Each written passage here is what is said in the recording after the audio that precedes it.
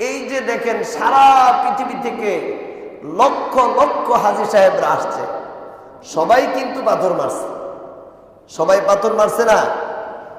তাহলে সবাই যদি এরকম পাথর মেরে থাকে, তাহলে ওই জায়গাগুলোয় পাথরের বিশাল স্তূপ হয়ে যায়। পাথরের বিশাল স্তূপ হয়ে যাওয়ার কথা। কিন্তু হজ শেষ হয়ে গেলে সে জায়গায় আর পাথর দেখা যায় না। সুবহানাল্লাহ, জোরে বলেন। হজ শেষ হয়ে গেলে সেখানে আর পাথর দেখা যায় না। হ্যাঁ, কিছু পাথর দেখা যায়।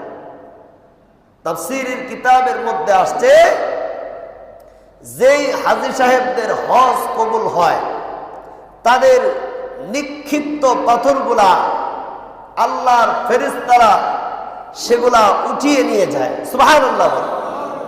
যাদের হজ কবুল হয়, যারা একমাত্র আল্লাহর জন্যই হজ করে, যারা একমাত্র আল্লাহকে রাজি খুশি করার জন্যই পাথর নিক্ষেপ করে, যারা একমাত্র আল্লাহ তাআলাকে সন্তুষ্ট করার জন্যই হজের সমস্ত কার্যক্রমগুলা একদম খালেস নিয়তে পরিপূর্ণভাবে আদায় করে, তারা নিক্ষিপ্ত পাথরগুলা ফেরেশতারা আকাশে উঠিয়ে নিয়ে যায়। সুবহানাল্লাহ। যাদের হজ কবুল হয় না, তাদের পাথরগুলা কঙ্করগুলা সেখানে পড়ে থাকে। সারা পৃথিবী থেকে লক্ষ লক্ষ হাজী সাহেবরা আসে, সকলের পাথরের কিন্তু বিশাল স্তূপ হওয়ার কথা।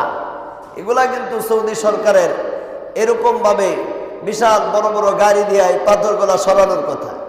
কিন্তু সেখানে হজ শেষে পাথরের স্তূপ দেখা যায় না, দেখা যায় অল্প কিছু পাথর।